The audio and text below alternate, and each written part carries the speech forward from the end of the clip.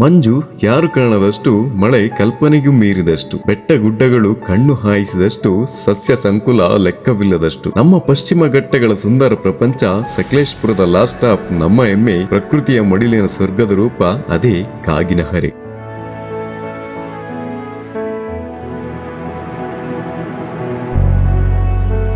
ನಮಸ್ಕಾರ ಎಲ್ರಿಗೂ. ಸಕಲೇಶಪುರ ಎಂದರೆ ಮಲೆನಾಡಿನ ಸೌಂದರ್ಯದ ಮತ್ತೊಂದು ಹೆಸರು. ಇಲ್ಲಿಯ ಜನಸಂದಣಿಯಿಂದ ದೂರವಿರುವ ಪ್ರಕೃತಿಯ ಅದ್ಭುತ ಲೋಕವಾದ ಕಾಗಿನಹರೆಗೆ ಇಂದು ನಮ್ಮ ಪಯಣ ಹೊರಟಿತ್ತು. ಸಕಲೇಶಪುರ ಪಟ್ಟಣದಿಂದ ಸರಿಸುಮಾರು 40 ಕಿಲೋಮೀಟರ್ ಅಂತರದಲ್ಲಿರುವ ಕಾಗಿನಹರೆಗೆ ತೆರಳುವ ದಾರಿಯ ಸಿಳಿವು ನೀಡಿತ್ತು ಇಲ್ಲಿನ ಸೌಂದರ್ಯದ ಗುಟ್ಟನ್ನು. ಅದೇನೋ ಹೇಳ್ತಾರಲ್ವಾ, ಹೋಗೋ ಸ್ಥಳದ ಜೊತೆಗೆ ದಾರಿನೂ ಅದ್ಭುತ ಅಂತ. ಇಲ್ಲಿಯೂ ಅದೇ ಸತ್ಯವಾಗಿತ್ತು.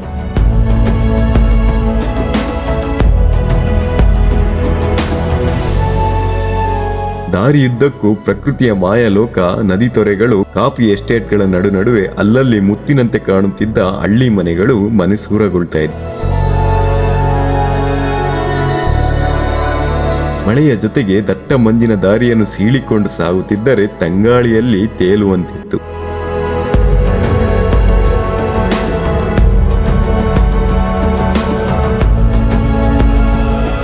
ಕಾಗಿನಹರೆ ಒಂದು ಪುಟ್ಟ ಹಳ್ಳಿ. ಪಟ್ಟಣದಿಂದ ಬಹುದೂರ, ಪಶ್ಚಿಮ ಘಟ್ಟಗಳ ಸಾಗರ, ಭಾವನೆ, ಸಂಸ್ಕೃತಿಯ ಮೂಲಾಧಾರ ಎಲ್ಲವೂ ಮೇಲ್ನೋಟದಲ್ಲೇ ಕಾಣಸಿಗುವಂತಿತ್ತು.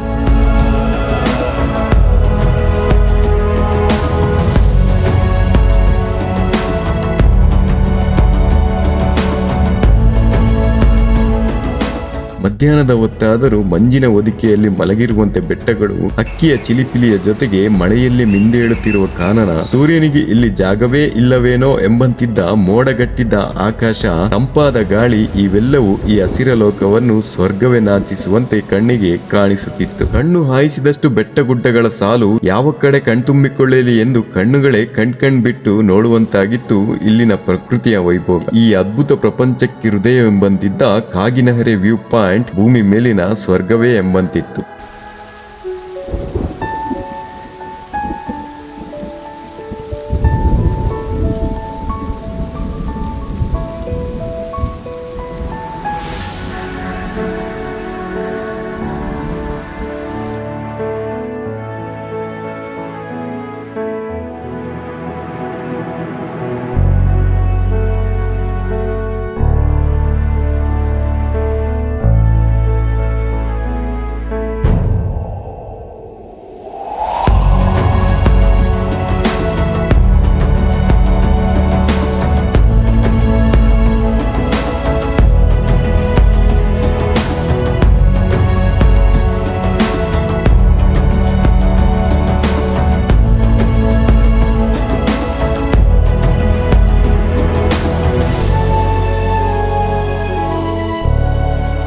ಸ್ಥಳೀಯರು ಕೊಟ್ಟ ಮಾಹಿತಿ, ದೂರದ ವ್ಯಕ್ತಿಗಳಾದರೂ ತೋರಿದ ಗೌರವ, ಪ್ರೀತಿ ಈ ಊರಿನ ಸಂಸ್ಕೃತಿಯನ್ನು ಬಿಂಬಿಸುತ್ತಿತ್ತು. ನೀವು ಸಹ ಇಲ್ಲಿಗೆ ಭೇಟಿ ನೀಡ ಬಯಸಿದರೆ ಒಂದು ದಿವಸವನ್ನು ಇಲ್ಲಿಯೇ ಮೀಸಲಿಟ್ಟು ಮಳೆಗಾಲದ ಸಮಯದಲ್ಲಿ ಭೇಟಿ ನೀಡಿ. ಜೊತೆಗೆ ನೀವು ಇಲ್ಲಿಯೇ ಸಮೀಪದಲ್ಲಿರುವ ಟಿಪ್ಪು ಸುಲ್ತಾನ್ನ ಆಡಳಿತ ಸಮಯದ ಕೋಟೆ ಕೊತ್ತಲೆಗಳನ್ನು ಸಹ ಭೇಟಿ ನೀಡಬಹುದು. ಜೊತೆಗೆ ನಿಮಗೆ ಸುತ್ತಮುತ್ತ ಮೂಕರಮನೆ ಫಾಲ್ಸ್, ಎಡಕುಮರಿ ರೈಲ್ವೆ ಬ್ರಿಡ್ಜ್ ಸಹ ಸಮೀಪದಲ್ಲೇ ಇದ್ದು ಸಮಯವಿದ್ದರೆ ಭೇಟಿ ನೀಡಿ ಬರಬಹುದು.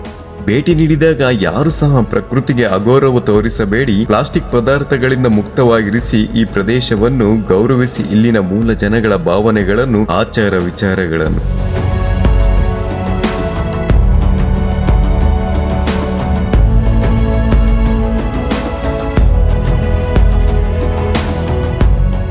ಹೊರಡುವ ಸಮಯ ಬಂದಿತ್ತು.